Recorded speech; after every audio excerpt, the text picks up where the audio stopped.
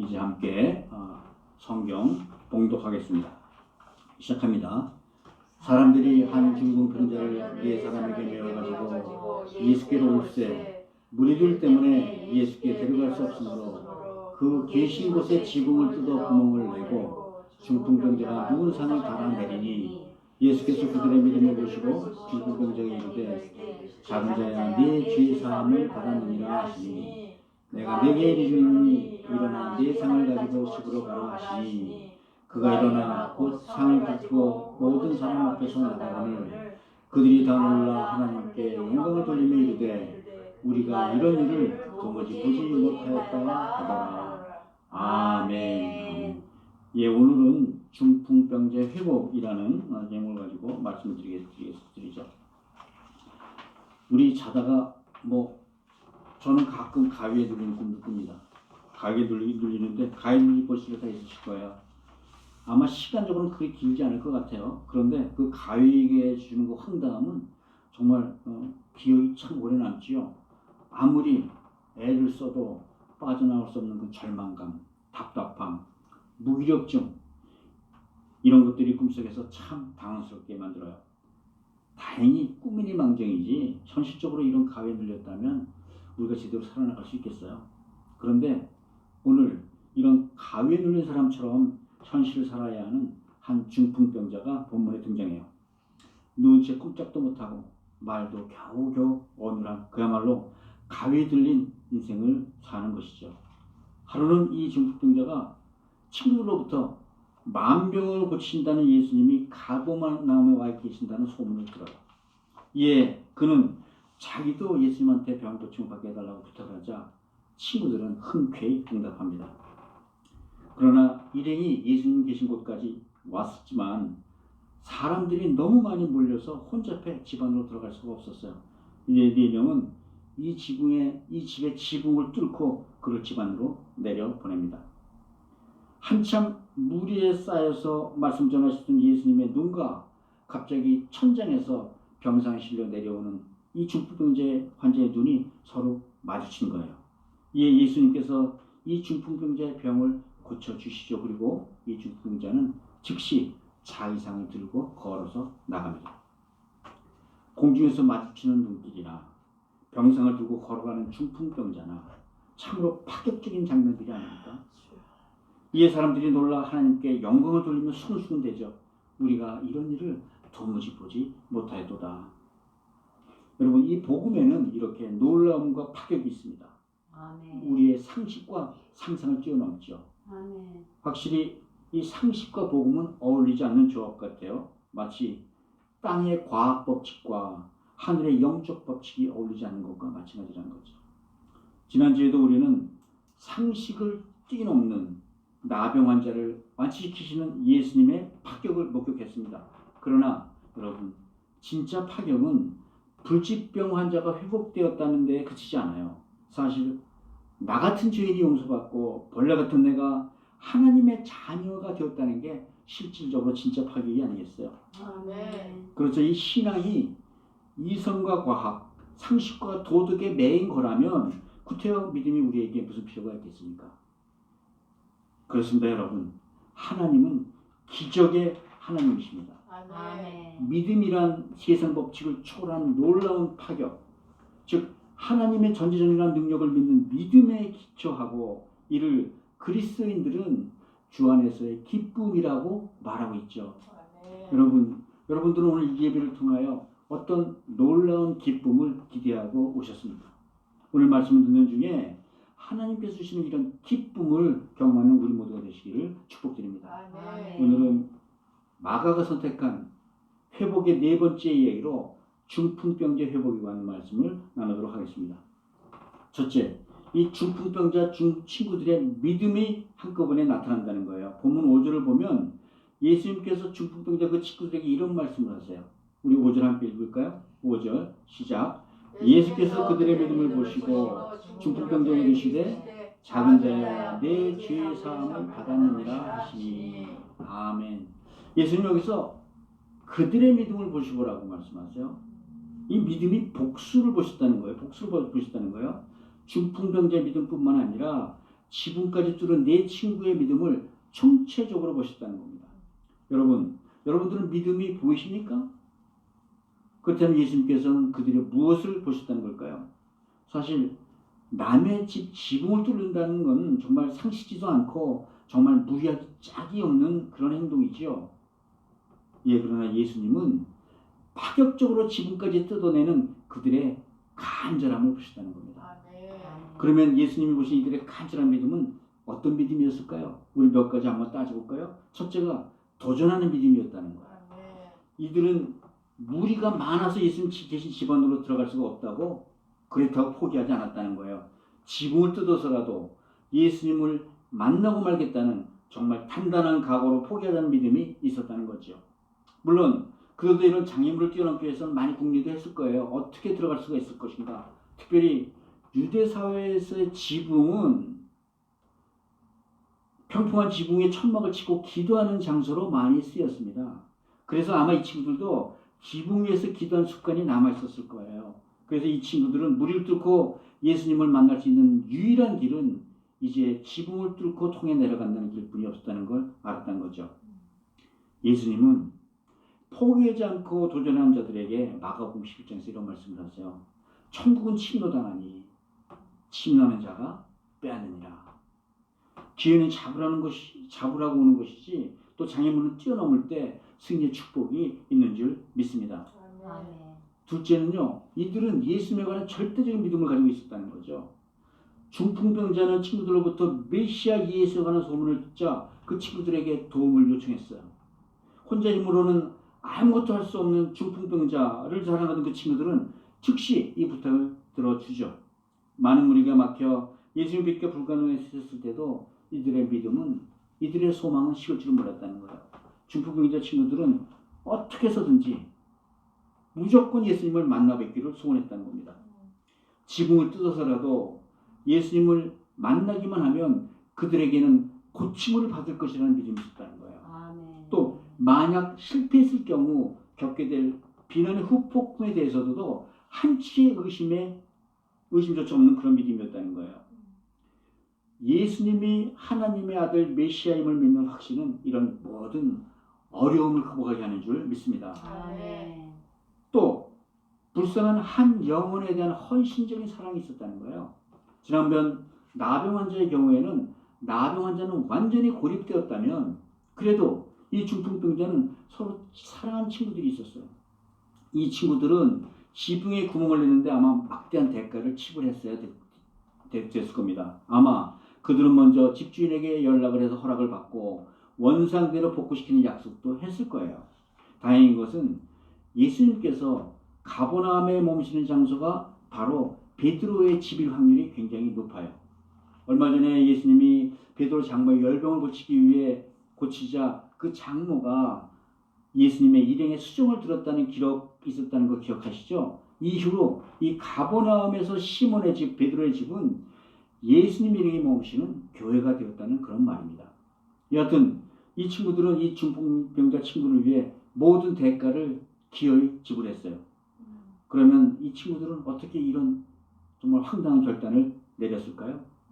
사랑하기 때문이죠.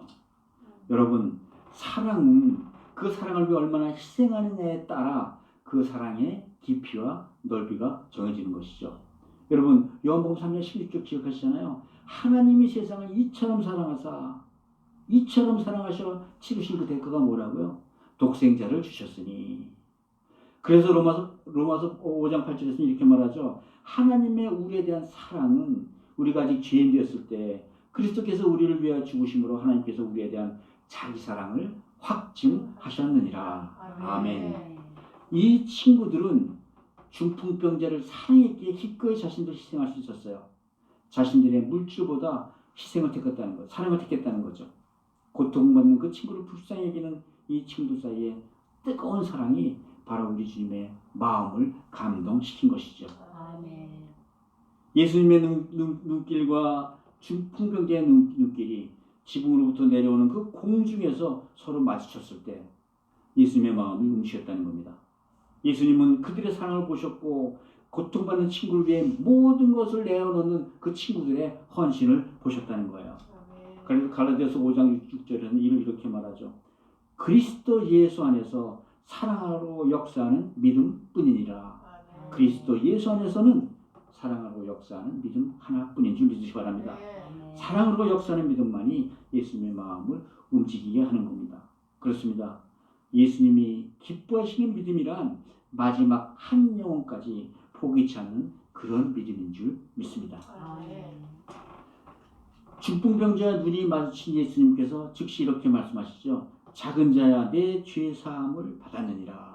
작은 자야 내 사함을 받았느니라. 성경에 소자라는 말 가끔 나오죠. 이 작은 자라는 말은 어린아이라는 뜻도 있습니다. 그러나 그보다도 예수를 추종하는 무리, 예수를 믿는 사람들, 믿음의 자녀들을 뜻하는 거예요. 예수님께서는 이 중풍병자에게 예수님이 메시아라는 사실을 굳건히 믿는 믿음이 있다는 걸 보셨다는 겁니다. 이에 예수님은 중풍병자에 대해서 내 병이 나았다 하지 않으시고 내 죄사함을 받았다고 선언해 주세요. 그런데 여러분, 이 말씀으로 인해 이를 목격한 서기관들 사이가 술렁술렁거리죠. 아니, 죄를 사해 주실 수 있는 권세를 가지신 분은 하나님 한 분이신데 자기가 누군데 감히 신성모독을 할 수 있는가? 술렁술렁 되는 이 서기관들의 마음은 후에 예수님을 죽이기까지 결단하는 그들의 마음의 시초가 시작되는 거예요. 서기관들의 이런 마음을 읽으신 예수님께서는 서기관들에게 정확하게 이렇게 쐐기를 박으십니다. 너희는 나음을 받으라는 말이 더하기 쉽겠지만 나에게는 병 나으라는 말이나 죄상을 받으라는 말이 같은 말이야. 이로써 나에게는 이 땅에서 죄를 사해 주는 권세가 있음을 너희로 알게 함이로라. 아멘. 아멘. 여러분, 아파서 왔는데 예수님은 갑자기 뜬금없이 죄를 사해 주신다고 말씀하시는 걸까요? 사실 중풍병자는 병의 치유를 받을 뿐만 아니라 또 다른 선물도 가져가는 거예요. 그것이 무엇일까요? 죄사함의 은혜. 우리의 질병은 하나님을 불순종함으로부터 시작되었어요. 그리고 그 불순종의 끝은 사망입니다. 사실 중풍병자가 오늘 치유를 받았지만 영원히 사는 건 아니에요. 언젠간 또 죽습니다. 육체는 꼭 죽습니다. 그러나 죄사함을 받으면 우리의 영이 은혜를 입어 영원한 영의 생명이 우리 안에서 약속된다는 거예요.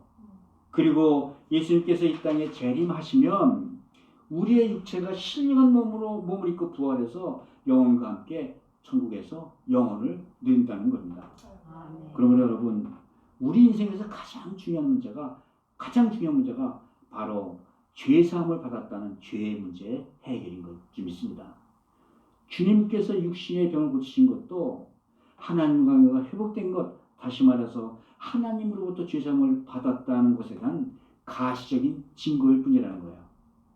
주님이 이 땅에 오신 목적이 단순히 우리 병만 치료하러 오신 것을 넘어서 보도 인간의 근원적인 문제인 죄와 사망의 문제를 해결하심으로써 우리에게 영원한 생명을 회복시켜 주시기 위함이었음을 믿으시기 바랍니다. 아멘. 그래서 예수님이 탄생할 때 이미 천사들은 마태복음 1장에서 예수님에 대하여 이렇게 정의를 해줘요. 아들을 낳으리니 이름을 예수라 하라. 이는 그가 자기 백성을 저희 죄에서 구원할 자이심이라. 아멘. 사랑하는 성도 여러분, 예수님은 세상 죄를 지고 가는 어린 양으로 이 세상에 오셨습니다. 예수님이 이 세상에 오신 이유는 말씀 가르치고 복음 선포하고 병 치유하러 오신 것만이 아니란 거예요. 무엇보다도 예수님은 우리 인류의 모든 죄를 짊어지고 십자가에서 못 박혀 죽으시려고, 그래서 우리의 죄를 사해 주시려고 오신 하나님의 아들이심을 믿습니다. 아멘. 십자가에서 피 흘려 죽으신 예수님을 마음에 주로 영접하여 죄사함의 은혜를 누리는 우리 모두가 되시기를 주의 이름으로 축복드립니다. 아멘. 아멘. 두 번째, 중풍병자의 특징은 무엇일까요? 무기력하다는 거예요. 자기 손으로 꼭 손을 움직일 수 없다는 거예요. 그러면 영적으로 상징하는 중풍병자의 증상은 그럼 무엇일까요? 이것도 마찬가지로 무기력한 증상이라는 거예요. 특별히 오늘 본문에서 주인공인 중풍병자의 말은 단 한마디조차도 기록되어 있지 않습니다. 몸이 마비되어 일어날 수도, 또 말을 잘할 수도 없는 중풍병 환자였기 때문에 그랬을까요?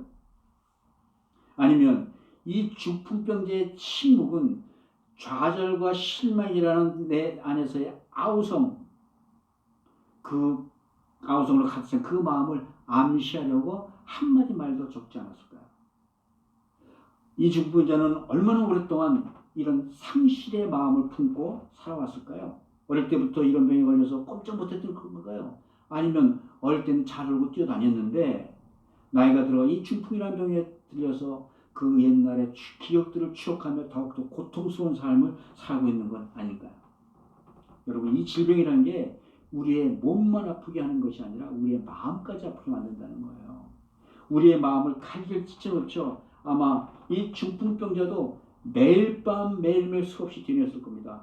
한잠도 잘 수 없는 이런 수많은 밤들을 거치면서 아마 예수님이 오셨다는 말씀을 듣기 전까지는 스스로 무기력함에 모든 것을 포기하고 말았을지도 모릅니다. 스스로 자기를 비하하고 학대하고 자기 연민 속에서 끝없이 빠져들어간 삶. 나는 버려진 존재야. 내 인생은 아무것도 남지 않았어. 난 누구를 사랑할 수도 사랑받을 수 없는 그런 존재야. 여러분, 그렇다면 이 중풍병자에게 가장 큰 장애물은 무엇이었을까요? 병이 아니라 자기 자신이었다는 거예요. 그래서 중풍자 삶에는 항상 이런 무력감이 그 삶의 대부분을 차지하고 있다는 겁니다. 중풍병자는 남의 도움 없이는 손가락 하나 깜짝할 수 없어요. 그래서 이런 중풍병자의 무력감이 영적인 이유는 그 무력감이 그 마음을 장악하여 그를 지배하고 있기 때문이죠. 그래서 육신의 병이 마음의 병으로 넘어갔어요. 영적인 병으로 넘어갔다는 겁니다. 자기 자신을 포기하는 질병, 스스로 더 이상의 가능성을 열어놓지 않고 자신을 닫아버리는 그런 질병에 들어갔다는 거예요. 이는 자기 마음으로부터 이미 세상을 향하여 수치스러운 나의 모습은 절대로 보이기 싫다 하고 선포한 거, 바로 그거라는 것이죠. 그래서 이런 환자들은 혼자서는 아무 걸 할 수 없다고 믿는 게 당연해졌다는 거예요. 아예 무언가 해보려는 의지조차 없이 졸큰치큰 매사를 그저 될 대로 되는 대로 무기력하게 받아들인다는 겁니다. 몸이 드러누웠듯이 마음까지 드러눕는 것이 이제 체질화가 되는 질병이라는 거예요. 이렇게 하나님이 주신 그런 자유의지조차도 포기한 이런 상태를 성경은 죄라고 말씀하잖아요. 그러다 보니 공상에 빠져 살아요. 할 수 있는 건 오직 공상뿐이죠. 가상현실을 진짜 현실을 착각하는 거예요. 허망한 생각 중에 산다는 겁니다. 그러다 보니 허망한 중에 마음속에 죄는 짓는 일이 늘어나요. 죄는 육신을만 저지르는 것이 아니잖아요. 성경은 이런 우리의 허망한 생각들을 또 죄라고 기록하고 있습니다. 또 오랫동안 남의 도움을 받다 보니까 이제 저절로 감사하는 마음이 사라져버렸어요.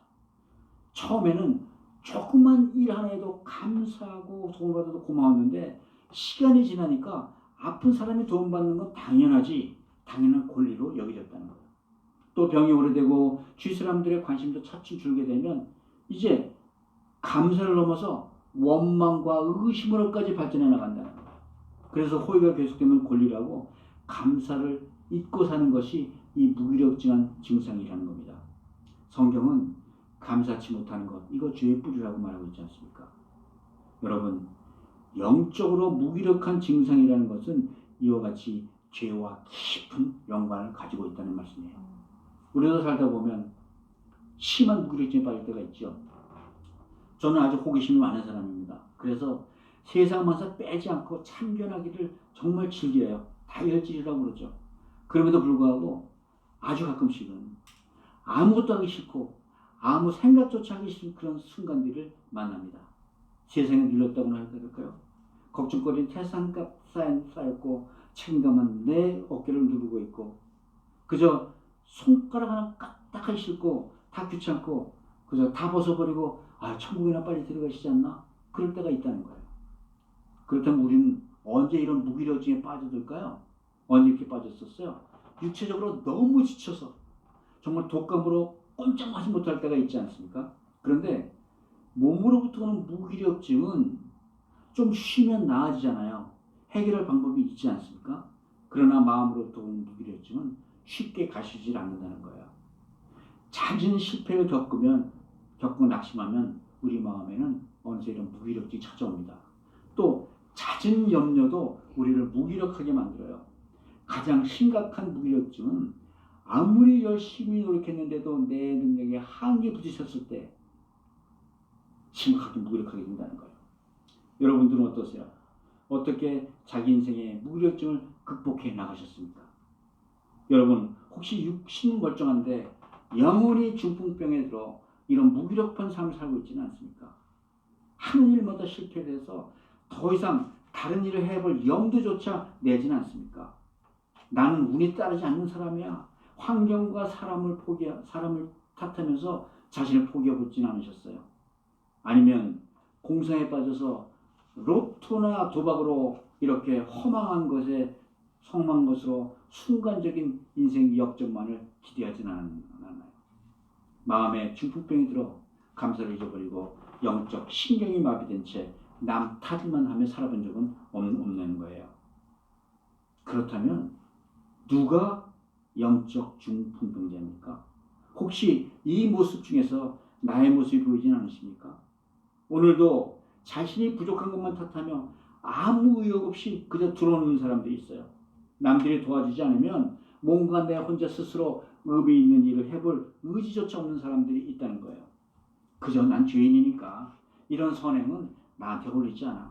지레 걱정하고 그 마음조차 접어버리는 사람들이 있다는 겁니다. 그래서 중풍 환자도 아니면서 매주 예배 때만 되면 똑같은 회개를 평생을 통해 반복해가며 무기력하게 신앙생활하는 이들도 있다는 거예요. 성경은 중풍병에 걸렸다고 마음까지 드러놓고 무기력에 빠지는 것을 죄라고 말하고 있는 거예요. 하나님의 계속되는 경고에도 불구하고 이렇게 무감각하고 무기력하게 산다는 것이 바로 우리가 가지고 있는 죄 때문이라는 사실을 기억하시기 바라요. 아무리 믿음으로 달려가 해도 마음만 있고 행동이 없다면 이것이 바로 영적인 중풍병자라는 겁니다. 증증 뇌성마비로 태어난 송명희 시인 잘 아시죠? 꽃다운 나이에 그녀의 인생은 어둠 그 자체였어요. 깊은 한탄과 깊은 한숨의 세월. 그러나 예수님과의 만남은 그녀에게 새로운 길을 열어주기 시작했어요. 하나님 주신 기쁨 속에서 신령한 찬송으로 하나님께 영광을 돌리며 살아가는 삶. 물론 육신적으로 어려운 삶입니다. 그러나 그래도 지치지 않고 하나님께 영광을 올리는 그런 삶. 이미 그녀의 육신은 마비되었지만 그 영혼은 정말 찬란하게 빛나고 있지 않습니까? 예수님은 겟세마네 동산에서 졸고 있는 제자들 향하여 마태복음에서 이런 말씀하시죠. 시험에 들지 않게 깨어 기도하라. 아멘. 마음은 원이로다 육신이 약하도다. 중풍 들린 연약한 육신도 간절한 기도로 주 앞에 나갈 때 새로운 구원의 길이 열린다는 사실을 믿으시기 바랍니다. 사랑하는 여러분, 성경은 그래서 오늘 여러분께 묻는 거예요. 누가 중풍병자입니까? 하나님이 주시는 기쁨도 잊은 채 무기력하게 신앙생활하는 것이 영적 중풍병의 한 증상이라는 겁니다. 자신의 내면에 숨어있는 그 무기력을 찾아 그것과 맞부딪히기 바랍니다. 주님께 불쌍히 여주시옵소서 자복하며 내려놓으시기 바랍니다. 간절한 믿음으로 주님 앞에 나아가 무기력한 병에서 노연할 수 있는 그런 은혜 누리시기를 주의 이름으로 축복드립니다. 그러면 마지막으로 복음에서 회복되는 무기력증은 어떻게 복음으로 치유될 것인가? 우리 11절 함께 읽어보겠습니다. 11절 함께 했습니다. 시작. 내가 내게 이르노니 일어나 네 상을 가지고 집으로 가라 하시니. 예, 무기력으로부터 회복은 예수님의 말씀을 듣고 그대로 행하는 데 있다는 거예요. 예수님의 말을 듣고 순종으로 행하는 데 있다는 겁니다. 오늘 본문에서 예수님은 이 중풍병자를 향하여 일어나 네 상을 들고 집으로 가라고 말씀하세요. 예수님은 이제 더 이상 누워있지 말고 일어나 행동할 것을 명령하신 거예요. 여기서 네 상이 주는 의미가 무엇일까요? 중풍병자는 자기 침상을 떠나본 적이 없어요. 잠시 침상을 떠났다 하더라도 다시 침상으로 돌아와 누워야만 했다는 거예요. 다른 말로 침상에 얽매인 인생을 살았다는 겁니다. 그러므로 그에게 침상은 단순한 침상이 아니라 자기가 살아가던 자기만의 세상이었던 거예요. 예수님은 중풍자에게 이젠 더 이상 그 침상에 붙잡혀 있지 말고 다스리라고 명령하시는 거예요. 그러면 이 다스리라는 명령은 무슨 말이에요? 더 이상 세상의 상식에 붙들리지 말고 복음의 능력으로 나아가라는 말씀하시는 거예요. 예수님의 말씀이 바로 복음인 줄 믿으시기 바랍니다. 아멘.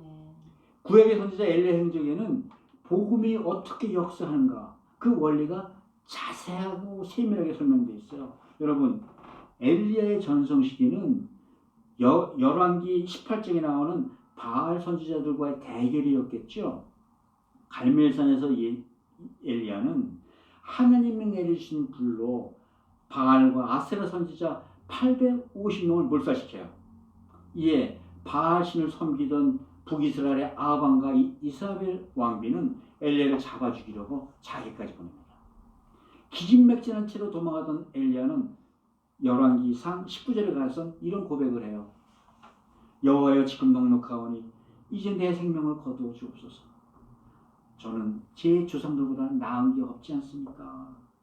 여러분, 물론 이 모든 건 하나님이 하신 일이에요. 그래도 엘리야도 죽을 힘을 다하여 바알 선지자를 모두 물리쳤어요. 엘리야에게는 자신에게 부여된 하나님의 사명을 완성하는 아주 영광스러운 순간이었죠. 그렇지만 지치대로 지쳐있다는 거예요. 그런 엘리야에게 닥친 이세벨 왕비의 협박은 그야말로 그에게 삶의 의지까지 뺏어갈 정도로 중요했다는 겁니다. 결국 두려움에 질려서 낙심한 엘리야는 이 갈멜산에서 브엘세바까지 도망을 가요. 지식대로 지친 엘리야는 거기서 하루를 더 가서 광야의 한 모뎀나무 아래 쓰러져 기도합니다.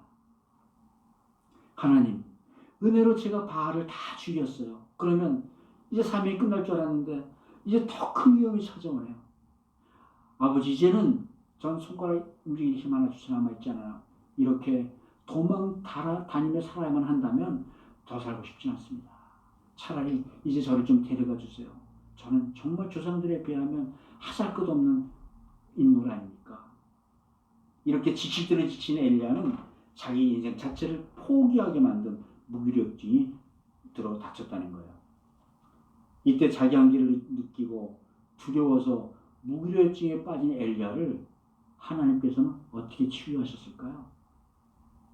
하나님께서 먼저 천사들을 보내요. 엘리야를 깨워서 먹고 마시게 해요. 먼저 육체부터 돌봐주셨다는 거예요. 육체가 탈진한 상태로는 아무것도 할 수가 없죠. 그래서 육체를 회복시켜 주신 거예요. 그리고 천사를 통해 하나님께서는 몸이 회복한 엘리야를 부르시죠. 콜링한 거죠. 이 콜링에 응답한 엘리야는 말씀에 따라서, 부르심에 따라서 주야로 40일을 더 가서 호렙산 시내산의 한 동굴에 당도합니다. 그러자 하나님께서 직접 대면해 주시고 위로해 주신 후에 이제 엘리야에게 또 다른 사명을 주세요.